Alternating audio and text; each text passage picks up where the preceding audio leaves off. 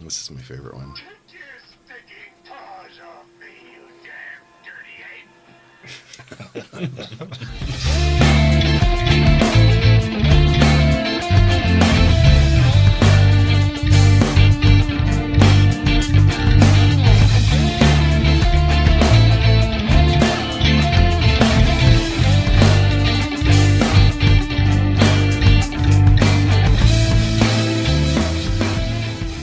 Welcoming Ryan Sorensen for hour 2 or part 2.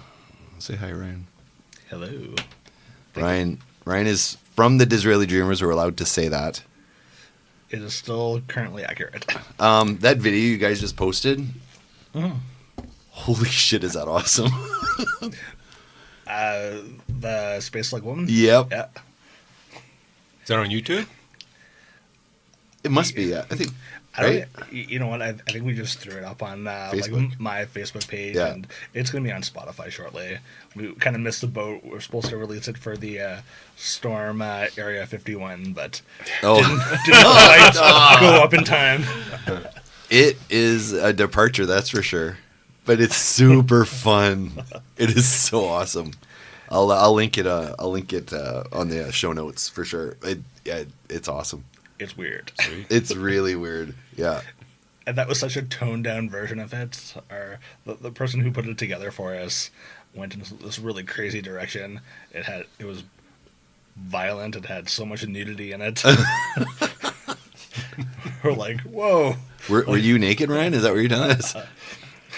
The breasts were modeled after a real thing, but thankfully not mine. Oh man, yeah, I saw that and I'm like, because I was talking to you and the singer, yeah, and because I chat with him every once in a while, and I'm like, oh, it's dead. He says it's dead, or nothing's happening. I'm like, no, that's not right. And then I see the video pop up. I'm like, oh, get my fingers crossed. So. Sorry, the only frame of reference that I have for what you guys seem to be talking about is Fucking in a UFO by Rob Zombie. So. I don't know. Like I said, we're sitting on a ton of material, so we have a lot of recorded stuff. So that was one of the songs that were going to be on the album, and then... Was it? Yeah, for sure? For sure. Oh, yeah, nice. But like you said, it's a departure, yeah, and it was a little bit too out there. It wasn't really gelling with the direction we were going in, so it just made sense to just throw it out there. Yeah, I could always do an album of B-sides. Oh yeah, exactly. But it wasn't going to make any main collection. I'm just pulling up your band here. I'm going to embarrass the shit out of you. Let's see. Oh, hey, the Facebook page is back up. It is. Dipping our toe back in. Because I remember, I went and looked it up, and what's going on here? I'll share this link too. I don't know if you guys can hear that. Can you hear that? Yeah. Yeah. I got to make sure I don't play too many minutes, though. Yeah. Ryan will sue us. Never know. Pay royalties. That video. Well, that video for Shotguns and Chivalry. Yeah. Who put that together? So we have a friend, Eric. He actually lives in Ireland, and he's really huge into animation. So he offered to do it for us, and thought it turned out really cool. You saw any of our Toba Rockfest promo stuff? He's the person who put all that video together too. Oh, really? Yeah. Oh, okay. Why don't you talk about the festival? So we did myself, Evan Chandler from Northern Royals, and CJ Lone from Bloodshots. We put together Toba Rockfest last year. So TOBA. Yeah. Yeah. One day indie festival where we got Jet Set Satellite to reunite and headline the show.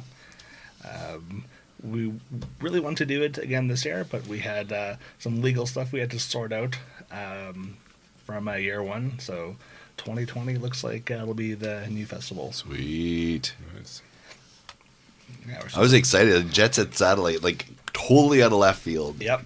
The band that not everybody forgot, but it's like as soon as you hear that name, it's like, oh yeah, because one degree of separation with those guys. They all had their hair done at Hair Effects Salon. I don't know if you knew that or not. Oh. It was a conscious decision by the band. Honest, like I'm not kidding. Conscious decision by the band. They all went and got their hair done at Hair Effects Salon, which is where my wife used to work. She worked there for 10 years. So I used to see those guys in there all the time. Because the guitar player, whose name escapes me at the moment. Dave?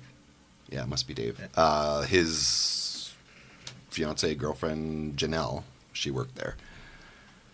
So I was so I actually got to see them play. I think they played a Halloween show way back in the day. And that was my introduction to them. So then after that, I'd just go buy their CDs when they came out in hard copy. Nice, yeah. Those guys were on fire for a couple of years there, maybe like 10 years ago. They dropped 2 fantastic albums. Yep, I got them both. Yeah, with a bunch of singles that did really well on like particularly Canadian rock radio. Well, they got played on the local rock stations for sure. Yeah. Oh yeah, because Vegas was playing on there. I remember for sure. Yeah, they had a decent national presence, and then they just kind of drifted away. But could see that Trevor, the frontman, really wanted to get the band back together again. So he was the impetus there on the band side.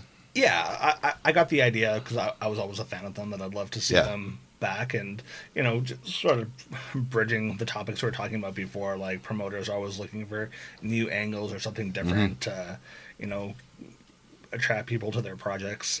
So I thought a reunion of Jet Set would be unique, particularly in Winnipeg. So I approached Trevor with the idea. He liked it, and then it all sort of came together. So now for Toba 2, there's a lot of talk of what band are we going to reunite this time. Do you have some ideas? I mean, you don't have to share them because it's all whatever. But do you have some ideas of who you'd approach? I know Dome. Ooh. Interesting. Everyone keeps asking for Rush, but I don't know if that's going to happen. You and Getty aren't tight? Not as much as I'd like to be. We have ideas. We've sent some feelers out. But something kind of centric, Manitoba-centric sort of thing, a little bit? Yeah, okay. Absolutely. I like that because when you announced that and all that, I was like, this makes a lot of freaking sense. Like it from a marketing side, it was a really good idea, and I thought the promotion of it, the idea behind it gained a lot of interest. Like people were like, oh. It didn't feel it because there's so many festivals in Manitoba. Like there's tons of them. And there's like 100 bands playing or whatever. But this actually stood out because there was something unique to it. So kudos on that. Like that was a great execution there. Yes, thank you. So for this new one, it's definitely a bigger concept. So for sure we want to keep that local like Toba flavor, but this time we're reaching out to more national acts as well. Good. Awesome. Do they still have outdoor venues like they had Sunfest? Or do they still have that now? Because they have Folk Fest, right? And it's usually a whole weekend, and it's just, it gets bigger and bigger and bigger. So obviously the music scene is there. Is it just this type of music? Like if you had, say, a Folk Fest, but have it like the Sunfest that they used to have. And I remember that was really, there was a lot of people. Do you remember Sunfest, was it called? That was it called? That's what it was. Do you remember Sunfest? Was that before your time? I think so. It was like the biggest festival in Manitoba, and one of the biggest in Canada. We would have been in our 20s, so. Oh yeah, okay. Yeah. So that was like 10 years ago. What what type of bands, or where was it held? Well, they had one year Neil Young headlined, and then Pearl Jam opened for him. Kim Mitchell was there when I was there one time. Yeah, that's when Kim Mitchell was like big name. Yeah. But it was all like the big rock bands. Neil the Headstones there. Oh, the Headstones, yeah, for sure. Danko Jones, I think, would have been in around that time. No, maybe Watchmen, maybe. The Watchmen played there for sure. But it was like one of the biggest festivals in Canada, and it was a big deal. And then I don't know, it just kind of fell apart at some point. But that was the I think that was the festival that everybody emulated after, because you get the big country at the Dauphin Country Fest, which Dauphin Country Fest is really the new Sunfest. It's just country. Yeah. But I think the model of it is identical to Sunfest. And I think that thing's huge. Have you ever been to one? Country Fest, yeah, I've been to Country Fest. I mean, it's still a tenth of the size of Folk Fest. Oh, yeah, no. But yeah, Folk Fest is its own thing, too. It's quite a bit different than I think the Country Fest would be anyway, right? I mean, they're both big outdoor festivals with multiple stages. Okay. Yeah. I think the Folk Fest is more of a family with young kids. And it's being, like when you have young kids like yourself, it's hard to go out, but if you have something geared towards that, then you'd be more inclined to go. So probably that's why it's more popular than it would be for, say, a Sunfest or a Country Fest, where it's just... I think Sunfest was one stage with two very small stages or something like that, wasn't it? I definitely remember that there was at least, the one big stage and maybe one smaller stage. And I think their main goal was to compete against Folk Fest, I think was their kind of thing. Like, okay, you guys have your festival, but we want to rock and roll. That sort of thing. I remember it was a big coup when they got Pearl Jam, because Pearl Jam had just recorded that album with Neil Young, right? Mirrorball. Like, that was the backing band. Neil Young needed a band, and Pearl Jam was the band. which is insane if you think about it, right? That's when he was called the Godfather of grunge and all that. Yeah. And that's how Pearl Jam made it here, because they were like, well, I need a backing band, so they came and give us exposure. Yeah, I don't know if they actually played with Neil or if they just played before him, but I remember that was the biggest Sunfest year for sure. They may go for bigger venues, maybe Toronto or something. Maybe. Yeah. But they're very picky with who they play through. Like, they had that whole Ticketmaster thing 20 years ago where the bands, there's too many scalpers, there's too much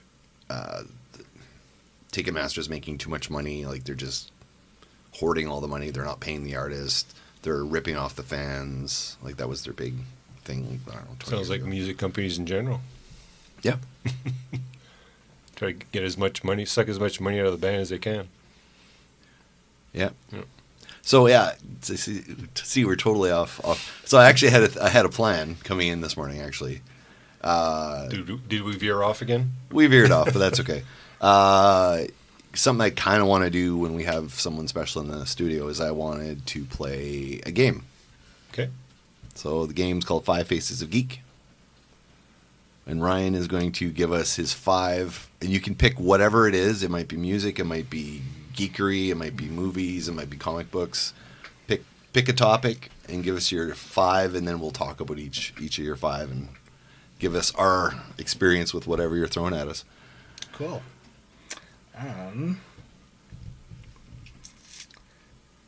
Let's do comic book movies.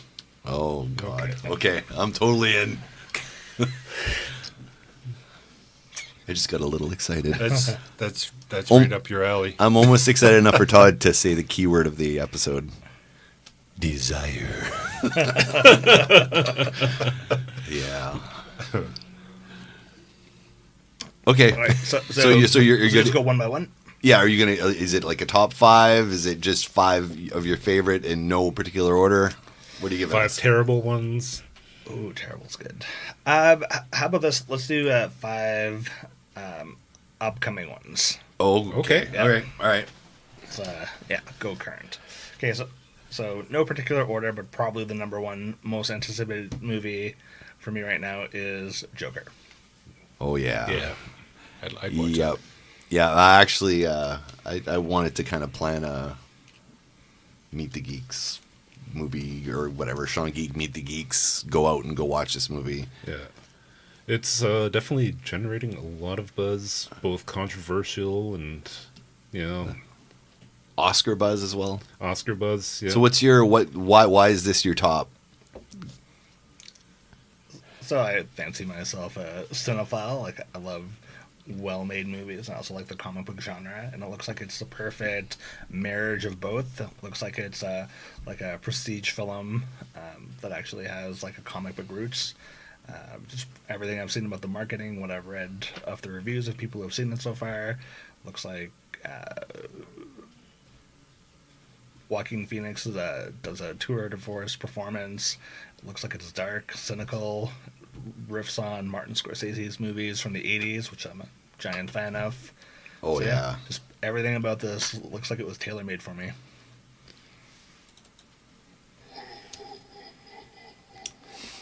I don't know. This is random. Anyway, I agree with all those points. Todd, what's your Todd's not the comic book movie guy, so I always like to get his opinion because it's always interesting. About the Joker movie? Yeah. You know what? After what happened on the last one, The last what? the Joker. Well, Like- who played the Joker? Okay, yeah. Okay, and everything that happened around that, and you know, him playing the character to the point where I don't know if it what do we call it, disturbed him or whatnot, or couldn't get out of it or whatever it was, and then he committed suicide, right? Well, he had an overdose. It Or an wasn't- overdose, or what had happened. I don't So- think it was intentional suicide. So I think with everything that happened behind that, now that they're putting this movie out, there's a lot of attention on it, probably more so than any other movie because of what had happened.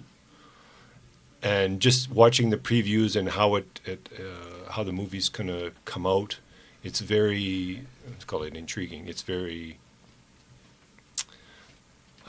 You don't really have to advertise as much as probably any other type of movie because of it. Yeah, Because it's of got the an surround- automatic built-in buzz, right? Yeah, there's a buzz to it, so it should be good. And it looks like it's going to be a good movie too, and I definitely want to see it. Well, I'm kind of interested to see whether or not they're going to go with, like, you know, the anti-hero route.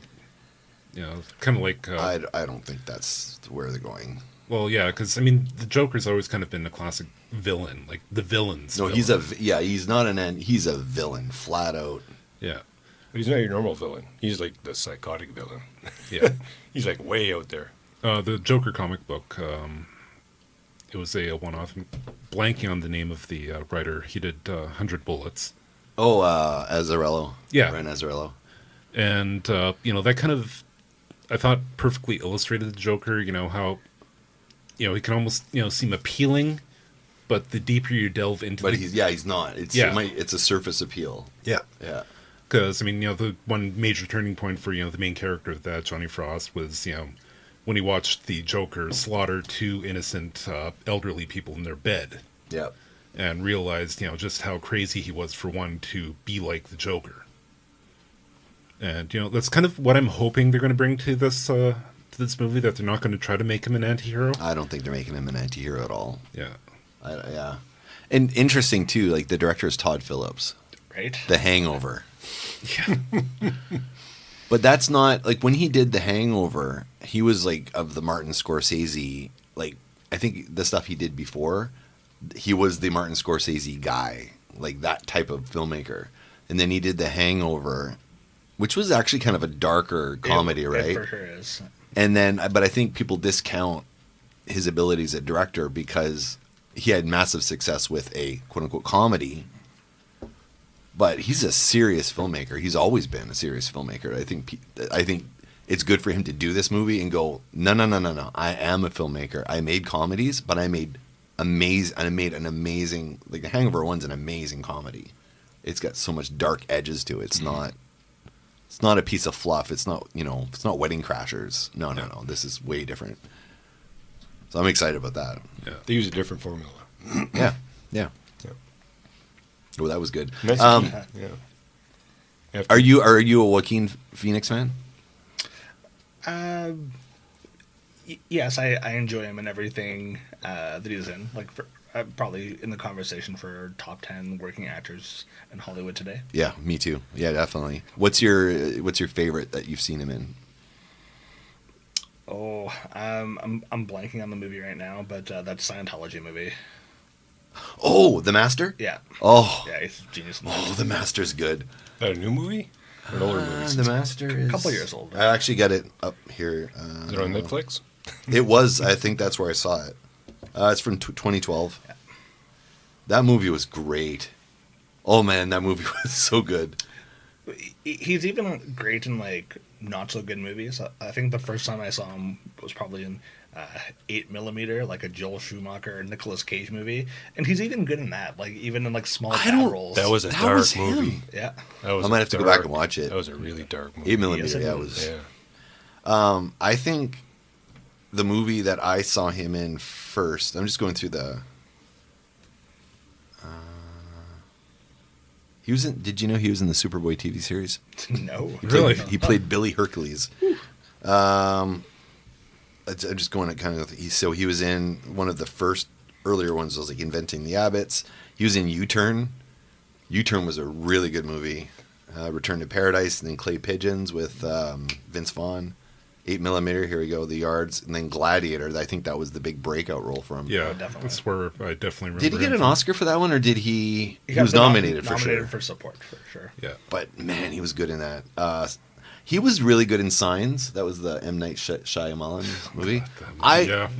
Hey, you can say what you want. I like all of M Night's movies, even The Last Airbender. I like. Ooh. Haven't actually managed to watch it yet. I'm an M Night defender as well, but there's certain ones, After Earth, and I haven't seen that one Yeah. actually. Is it bad? it is not good. It's not like a terribly made movie. It's just a slog to get through. And there's no chemistry between Will Smith and his son. Oh, okay, yeah. What about like The Village? Oh yeah, I love it. I actually like The Village. Yeah. I like The Village a lot. Yeah. That's another M Night movie I know that was sort of the turning point, like, in a mainstream sense, of people for M Night. Yeah, people were starting to get off the M Night train. Yeah. But no, I thought it was an incredibly well made movie. It has like a brilliant score. Cinematography was great. Like there's so many parts of that movie that work so well. Yeah, So- we bought it. Like we were on the M Night train, like right from that first movie. What else did he did? Okay, so he did Hotel Rwanda, which I didn't realize. I might have to go back and watch that. And then he did Walk the Line. He got another Oscar nom for that, which I'm like, why did you cast him? He doesn't look. But then he acts, and it's like, you know what? It's irrelevant that he doesn't look like Johnny. because he embodies them. Yeah, Yeah. but he, like, the amount of effort this guy puts into making a movie, though, is like he learned how to play guitar and he learned how to sing. And then he went and did a tour, and he actually performed at a bunch of prisons to get the feel. Like, he went all in to play Johnny. Wow. Oh, yeah. Some of them get right into it. Because Reese Witherspoon could sing already. I mean, he couldn't. He was nothing, so he learned from scratch, and I want to do this role justice. So, The Master, yeah, that was good. What did you guys think about the, excuse me, I'm Still Here? That was the role he spent 2 years on, and he went on David Letterman.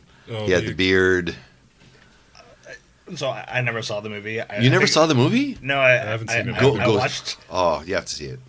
I remember that that very famous or infamous interview. Yeah. I remember all the stuff for like leading up to it. Yeah. I just remember the one line, I was like, "Oh, Joaquin, I'm sorry you couldn't be here." Well, Rotten, Yeah, Tomatoes, that's right. That was the line, yeah. Yeah. Rotten Tomatoes gave it a 53%. Yeah, I think that's why I took a pass on it too. Is when it came out, and I mean maybe it was so fresh from like the bizarre like marketing campaign for Yeah. it. Pretty genius marketing campaign, though, because who wasn't talking about him? But I think it backfired on the film, because I don't think the film did that well. I don't think the film did well. Like I don't think critically did well. I don't think it connected with audiences in particular. So They might have pushed it a little bit too far. yeah. I think he had to recover from that, actually. I think it took him a while to recover. Did anybody see Her? Oh, I love her. Love her. Oh, that's up your alley, Yeah, probably. Corey. It's I don't know. How would you describe it? It's kind of hard to describe.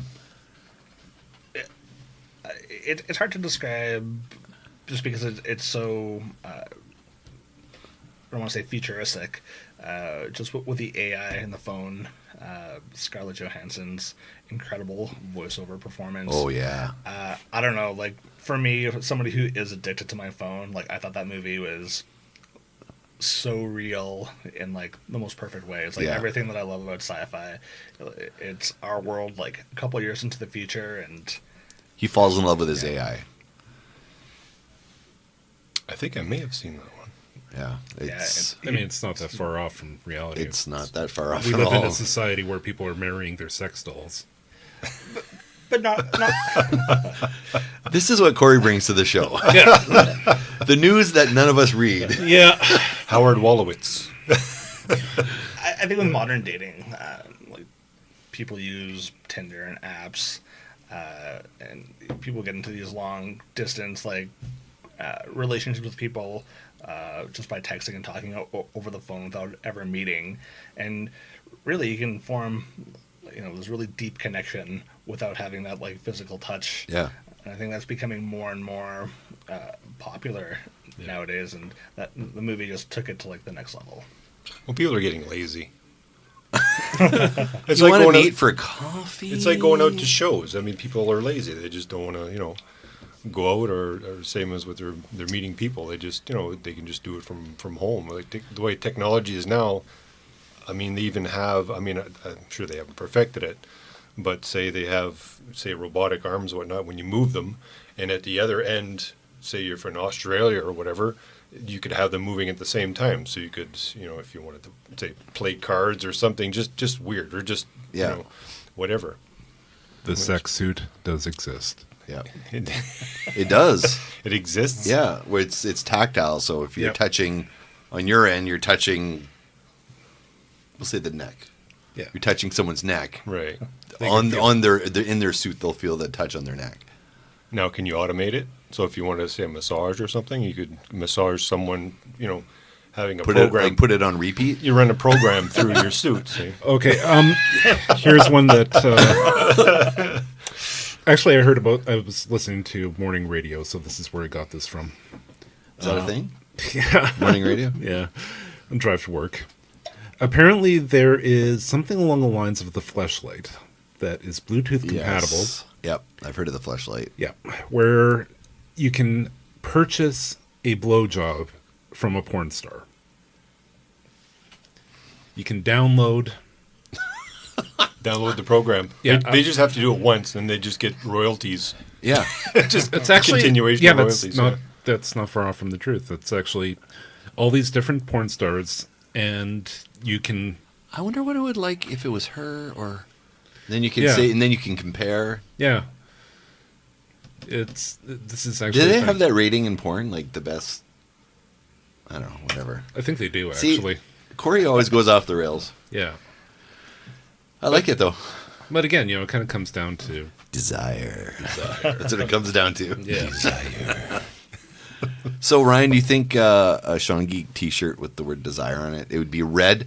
So the T-shirt would be black, or the T-shirt could be red and with black writing, and it would just say "desire" on the bottom. Or we could just have each one of us will have our own catchphrase on the shirt. There you go. That way you can distinguish. Hey, the you two. should design different. I'm putting this guy to work. Yeah. We should do the head, but do the do the foreheads. Get Tracy in there too. Yeah. Yeah. I can look I into don't it. know. Anyway, I'd buy it. what's that? I'd buy it. Yeah. Only problem is you and your brother would look very similar. Yeah, we look very Just have the similar, goatee. Yeah. Actually, yeah, the goat. Yeah, that would look good on there. Yeah. Next movie. See, this isn't easy to fill up time. Yeah. Doctor Strange 2 in the Multiverse of Madness. Oh, yeah. Haven't actually seen anything about it, but I'm very excited for. Benedict Cumberbatch. You can't go wrong. Yeah. Why? So why that one? So the MCU's in a really interesting place right now, having just finished Endgame, so the next movie isn't out yet. They're kind of in a rebuilding phase right now. Like if it's in sports, this is definitely a rebuilding year for them. Yep. Because They lost all their big actors. they lost all the big actors. The momentum of the whole franchise is I think it's kind of slowed down just because we don't really know what's next for them. I think it's because we reached the kind of pinnacle of the current phase. Right. So how do you build? How is your next build going to work? So the big question is how they introduce Fantastic Four and mutants into their existing universe, where all those topics had, in the comic books at least, had been around since the 40s or before that. So why haven't we seen any mention of mutants in the current MCU. And I think by doing the multiverse, by opening that up, there's just, infinite stories that we can now tell. And now we have ways of that you couldn't do before. Exactly. And we have ways of bridging ideas and stories that they couldn't do before. So I think for that. I that's probably the one I'm looking forward to the most. I really like the first Doctor Strange. Maybe it didn't, wasn't everybody's cup of tea, but I liked it so much because of the possibility. Doctor Strange in the comics is kind of like the guy in a lot of ways. He's kind of the most powerful, but he's also the most understated. Yeah. Did you know that WandaVision leads into Doctor Strange? Yep. So it'll be, just from synergy, be interesting that now we have to get Disney Plus and watch all the announced TV shows to see exactly how they tie into the movies, especially in this particular one where they're saying that there's a direct connection from one to the other. So it'll be interesting to see, if it's just one giant continuation or see what the tonal shift will be. I think they've announced that this movie is going to be more of a horror movie edge. Yep. Which will be interesting because I don't necessarily see how the multiverse and horror connect, but interested to see how they do it. Wow. Okay, well, I've got a theory on that. Of course I do. So the Multiverse of Madness, I think that says a lot. I think what happened after how many times did a snap happen? Let's count them. So the first one was when Thanos did it in Infinity War, right? Mm-hmm. The next snap was the Hulk. Right. No, actually, wouldn't have been Thanos again when he destroyed the Infinity Stones. Oh yeah. Third snap was the Hulk. Yeah. Fourth snap was Tony Stark. Yep. 4 snaps.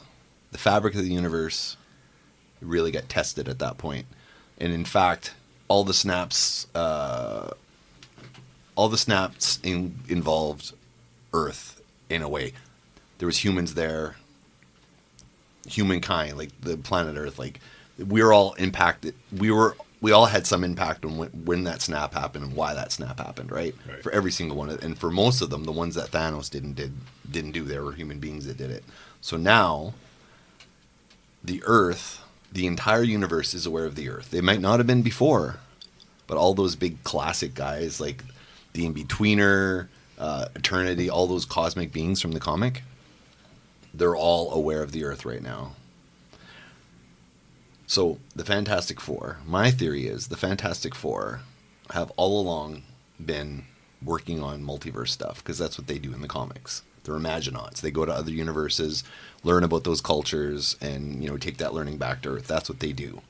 So with all those 4 snaps that happened, the very fabric of the universe has been not broken, but the veil between universes is thin now because there's been irreparable damage that's been done. So the veil between universes is thin, and I think we're going to see the horror elements of other universes starting to bleed into ours.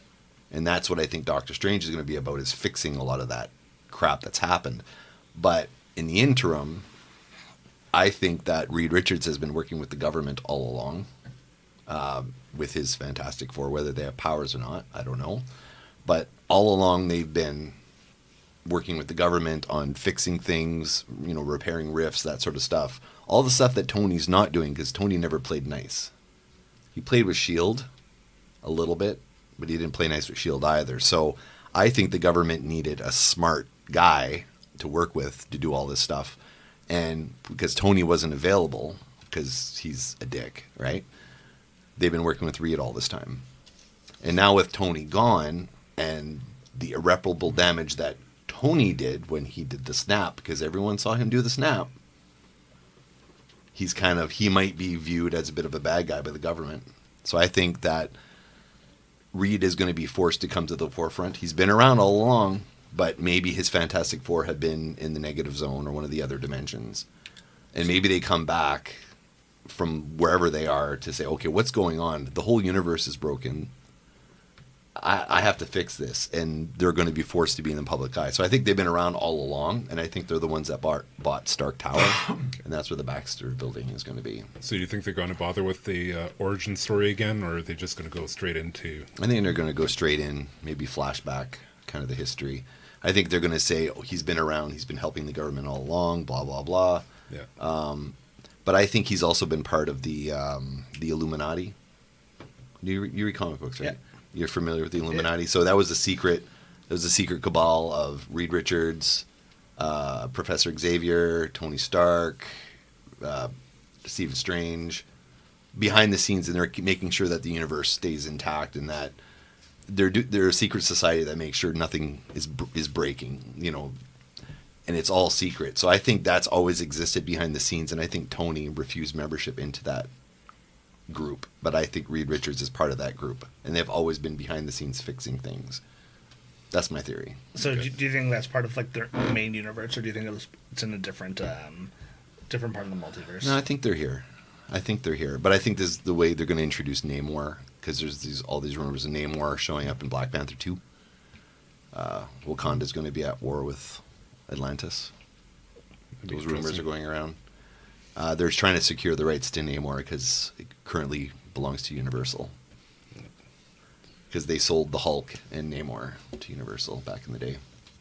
You know, I always thought that Jason Momoa would have made a better Namor than Aquaman, but I think they're going to get The Rock or Keanu Reeves for Namor. Actually, I've been hearing Keanu Reeves attached to Moon Knight. Ooh. I like that. It's just a rumor, but... Anyway, that's my theory on all that stuff. I go into much more detail. But the WandaVision, it's set like a 50s sitcom. That's how the show is going to play out. Okay. It's going to have sepia toned, or whatever they call it. And I think that when Vision dies, she goes crazy. And she has the ability, she herself has the ability of one of the Infinity Stones. They clearly said that she's the only one that can destroy an Infinity Stone. So she is an Infinity Stone herself. I think in the comics, if you guys recall, there was that issue where she said no more mutants, and then half the mutant population died when she said that. She has the power at that level. I think she's introducing mutants somehow. There'll be some take, so something happens towards the end of that series, and then that'll lead into it screws everything up, and then she's in the Doctor Strange movie, and maybe she's working with him to fix what she did. She invented her children in that series. She actually wished them into existence.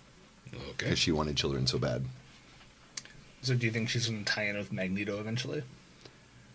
I would love that. Yeah, actually, yeah. Yeah, maybe. No, so I don't know how the mutants are going to show up, but I think that's how Fantastic Four. But what do you have a theory on how they can bring the mutants in?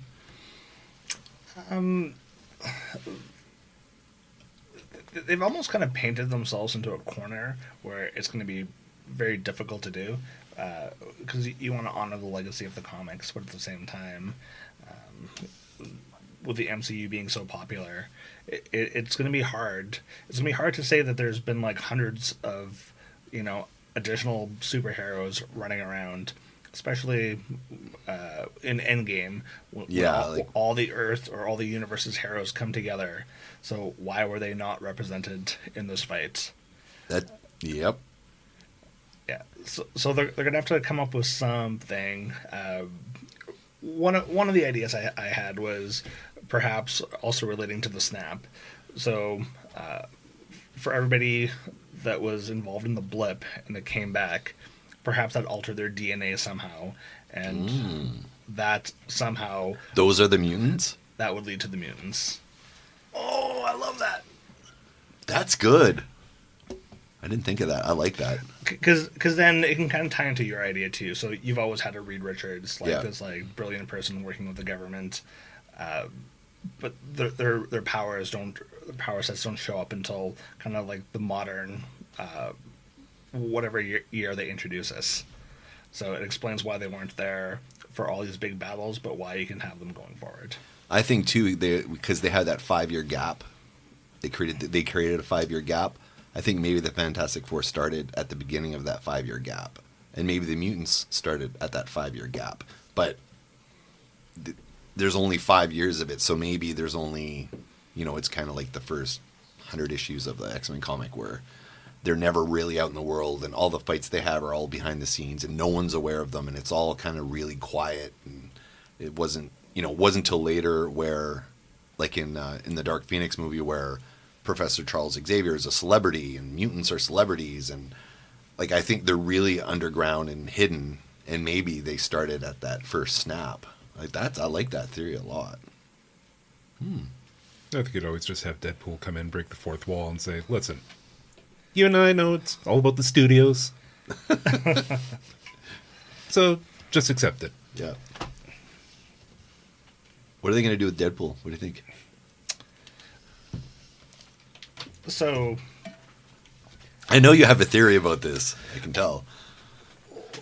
just looking at what Bob Iger said, there seems to be somewhat of a reversal of policy. At CinemaCon, he did a presentation, and he said that they're going to continue making Deadpool movies, but they're going to make it under the Fox banner. And so you're just going to have standalone Deadpool movies, kind of a continuation of the current continuity. But there's rumors right now that Disney is planning on eliminating the Fox brand in the next couple of years. Oh. And so that idea would no longer... Like the Fox logo and everything? Yeah. I think that's a bad move. So Okay. all their movies right now are... The existing slate of Fox movies are underperforming in the theaters. Mm-hmm. Biggest one being Dark Phoenix, losing them a bunch of money. So there's this idea that with the brand tanking, Disney will just cut it off and just integrate whatever properties they want into their current fold, and then eliminate the rest. So in that case, you would have to fold Deadpool into the MCU, which I don't know how well it's going to work, because you have to make that Disney brand, you have to make it PG-13. Yep. Whereas Deadpool, works a lot better as an R-rated property. Sometimes I think it's even harder than R in some instances. It definitely is. And you can't go from R, drop it down to PG-13. It's easier to go from PG-13 to R. Yeah. Because it'll just feel tonally so different. So I'm hoping that they just do him as a standalone character, not connected to the MCU, or just have him pop up like in cameos, because he is that kind of character that can cross He can over. cameo really well, yeah. Yeah. Yeah, I think too, like, because in the comics, keep in mind, like, he's always bleeped out in the comics, right? Mm-hmm. So, I mean, when he makes a PG-13 appearance, he could just be him, hey, bleep, bleep, bleep, bleep, and which has humor in it as well, right? Yeah. So just when he's in an MCU film, that's how they do it. But how are they going to, because I know the thing I heard is, so they have their streaming service, Disney Plus, but they also have Hulu. So I think they've got lots of R-rated movies that under the Fox banner. I think what they're going to do is all the R-rated, anything higher than a PG-13 is going to show on Hulu, and everything else can show on Disney Plus. So, but then do they brand it different, like Disney Adult or something, or a completely different Disney name? After Dark. Disney Desire. I don't even think they're going to be putting the Fox PG-13 stuff on Disney Plus. I think they're pretty adamant that they want that to be more Disney proper. Yeah. And they're like the content that they've specifically created, with the exception of The Simpsons. Oh yeah, because they have The Simpsons now too. Simpsons on Disney Plus. They've already released a list of movies that are coming out for what they're initially offering with Disney Plus. Really? And I missed that. Yeah, I think it came out this week. I'm gonna look that up. So this is a new station? It's like a new Netflix, network? but specifically for Disney properties, because they own not only their whole like vault and legacy of movies, but they have the MCU, they have Star Wars universe, they've got Pixar. So they've got so much content right now, plus whatever they picked up from Fox, that they could launch a competing service against Netflix. Oh, here we go. Yeah, I see the headline here. Well, they have enough content. Because they have Alien. Like Alien is part of that too. Terminator is that? Terminator's not Fox, is it? No. Aliens Fox. Predator. Day One Library overview. Here we go. The Marvel movie. Oh, come on. Oh, it wants me to watch an ad first. Here we go. Captain Marvel, Iron Man 3, Thor: The Dark World. That'll be on day one. See, Endgame is really like that. The fact that that's a PG-13, like that was. I mean, they chopped off Thanos' head in it. Like, But there's no not blood. Endgame, sorry, like the final one. There's no blood. I'd watch. That's the thing. Yeah. And also remember, you can push violent content. Like PG-13, you can push violence pretty hard. It's when it comes to swearing and nudity, which are staples of the Deadpool franchise. Yeah. Yeah. Oh, they also get High School Musical, which I know you're all looking forward to. The World Wife According and to kids Jeff are. Goldblum. Sounds awesome. Does, actually. I'm in. Lady and the Tramp. Wow. All right. Is that the live action? No. No, that's that's Disney 55 After Dark. cartoon. Yeah. My friends were in LA a couple weeks ago, and they randomly bumped into Jeff Goldblum and his wife. Like, just they were leaving a restaurant, and they're like, and this girl's like, "Oh, can I get a picture?" And Goldblum's like, "Of course." And then, Of course, really? Yeah. yeah, and he was super nice and gracious, and just started like talking to her and started telling stories. And then he's like talking and talking, and she's almost like, "All right." Sorry, Jeff Goldblum. We have somewhere to be right now. But yeah, no, he seems like a really awesome person. So, I have another take on the X-Men and how they're going to introduce the X-Men. They're going to introduce the X-Men in Frozen 2. That would make sense. No, I'm just I mean, kidding. Elsa's pretty much a mutant. Well, she is Yeah, a mutant. she is, She's yeah. like she's Iceman or Ice Woman, I guess. Well, she could be Iceman's real mother. But there's another person. I don't know if I'm going to see Frozen 2 because I have two girls. I don't have a choice. I have to see anything that's female centric. Even the dog is a woman. As a woman, as a girl. In my house, I'm completely surrounded. But the trailer for Frozen 2, which I've seen probably about 37 times, they introduce another mutant in that trailer. Has other powers. Able to- Heat?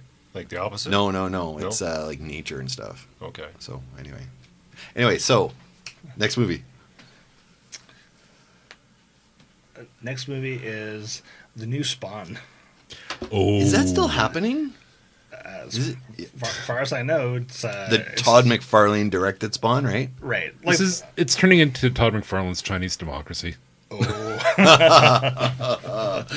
So true.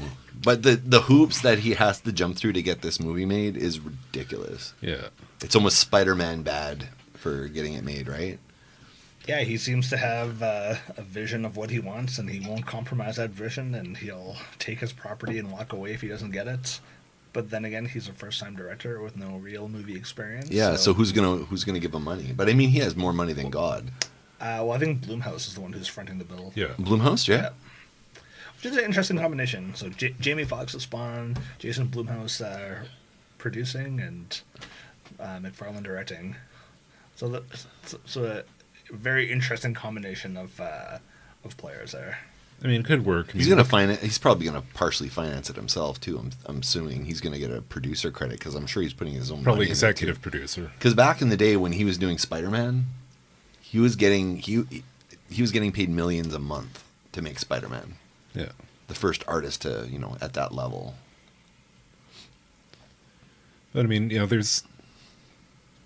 there's a history for creators of properties, directing the films themselves. Clive Barker was one of the big ones. Oh yeah, that's true. He directed Hellraiser, directed Nightbreed. Yep. And I mean, they're maybe not the greatest movies, but they are certainly iconic and introduced something that hadn't really been seen before. Yeah, very true. So I think, having, but then again, go to Frank Miller, without Robert Rodriguez propping up, you get The Spirit. Yeah. Ooh, rough. Yeah, that's really rough. Yeah. Did you like the original Spawn? Like the original Spawn movie? With John Leguizamo as the clown? Yeah. I was 12 when it came out. Yeah. So I don't think I've seen it since then. I bought it. For what it was, it was... It was okay for what it was at Yeah. the time, I think. I thought the art direction in it was really good. Like, Yeah. it's scenes, visuals from the movie still kind of stand out to me. Yeah. It's, being very strong. I think John Leguizamo actually pretty much stole every scene he was in. I like him. Yeah. Yeah, every memory I have of that movie revolves around him. Yep. And then there was the R-rated cut, which is even slightly better, if I recall. I don't know if I saw the R-rated cut. Oh. What about the cartoon TV series? Did you watch that? Oh, yeah, it's brilliant. Yeah. What did you like? What are you laughing? Yeah, no, I bought it. Yeah, it's had it on VHS. VHS. Totally. It was awesome. Yeah. There's dating it. Yeah. What I liked about the comics in particular, there was like a philosophical edge to that property that never translated particularly into the movie. Yeah. I remember I agree. For the longest time, McFarlane was saying he'd love to do a Spawn movie without actually even having Spawn there, just having like the concept of him somewhere in the background.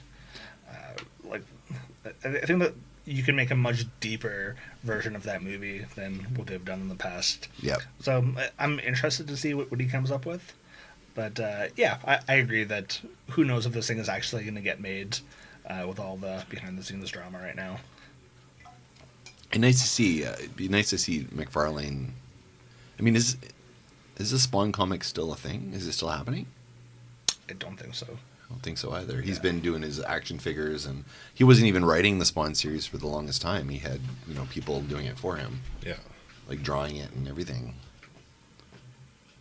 Okay, what else? What that's 3 now. Oh wait, 1, That was 4. 2, 3. That's 4. Okay, what's your 5th? Fifth one, the Birds of Prey.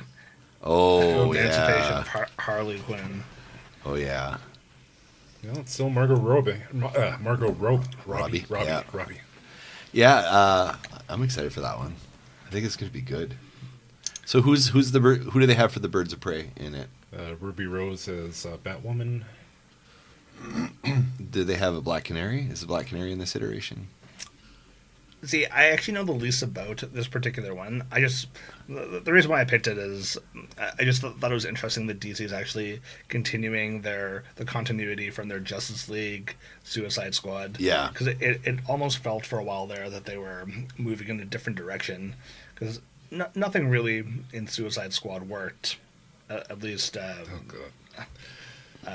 like critically. It probably worked if they let the right edit come out. Like, I wonder if they're ever going to do that. Yeah.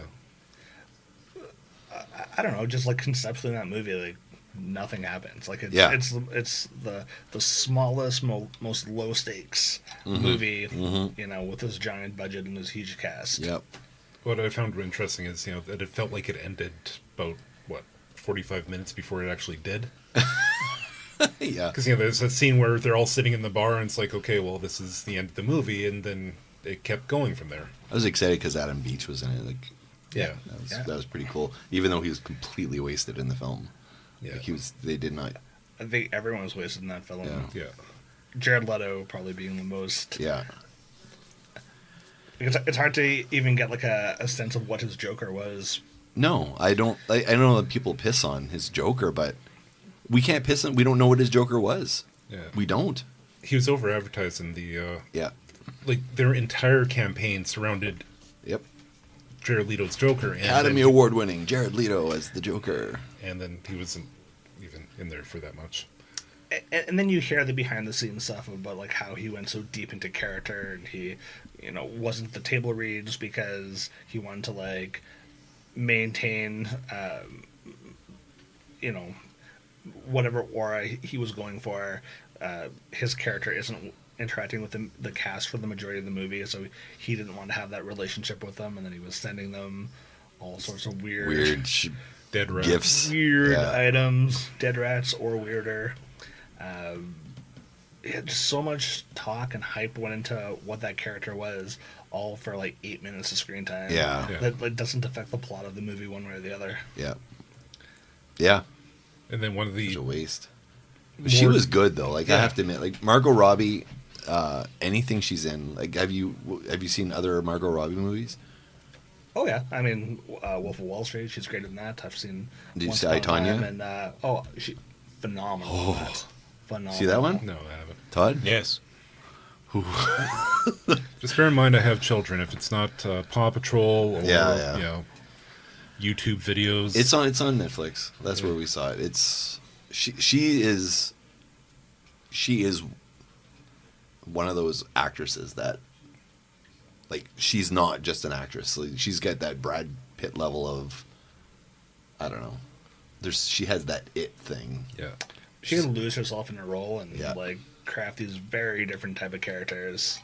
Like she could do that low class, understated athlete, or she could be Once Upon a Time in Hollywood. And, like Sharon Tate. Yeah. Okay, so to add a sixth one here, how about Margot Robbie as Tank Girl? Is that happening? It may be. No. She like last week. Because frankly, if anybody's going to be able to match Lori Petty as Tank Girl, she's about the only one that I can think of. Yeah. So, Oscar-winning Margot Robbie. Yeah. Oscar-winning Joaquin Phoenix. I'd like to see them in a movie together. Because, I mean, they're two actors that are at the top of their game. I know the obvious thing was, we have a Joker Harley Quinn movie, but I don't think we need to. But I would like to see them in a movie together, period. I don't care what kind of movie it is. I'm not saying superhero, but I think those two in a film, that's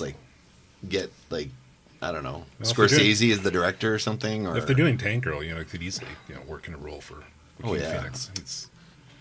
Because I think she, like we were saying, Joaquin Phoenix is like the top guy, the best working actor. But I think she's probably the best working actress. Yeah, I think or top five for sure. I think in particular after Joker, where Joaquin Phoenix has never really done these genre movies before. No, so I think he's gonna be opened up to a whole new audience of people, and I think he's gonna jump from being. I would say I'd put him in like the top 10. I think he'll go from that top 10 conversation to top 5 conversation. Oh yeah, and she's arguably the number one sought after actress right now. Yeah, I think it's a no-brainer that some producer puts them both in a movie. In the next, little bit greenlit in the next year, even. Mr. and Mrs. Smith sequel. With those two in the leads.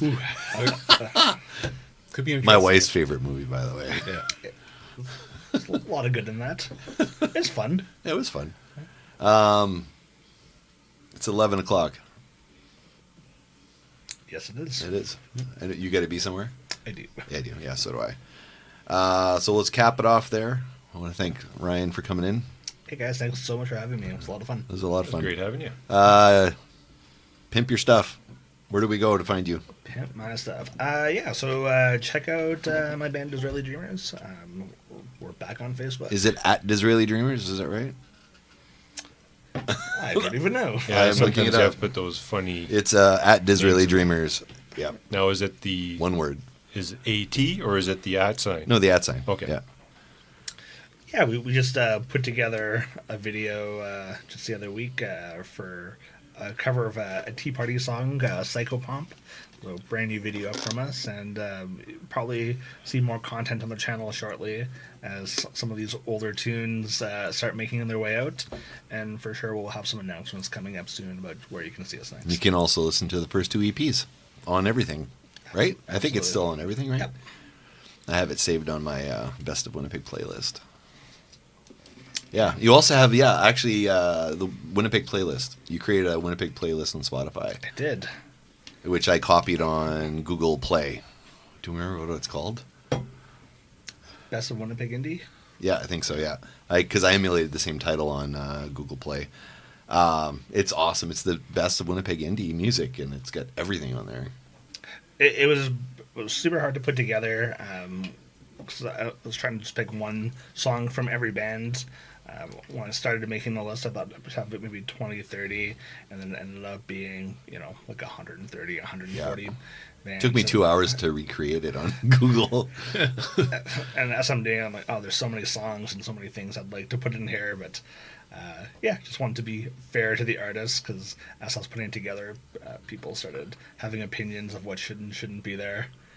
So got a lot of feedback on it. Yeah, what shouldn't be there? Yeah, I'm sure.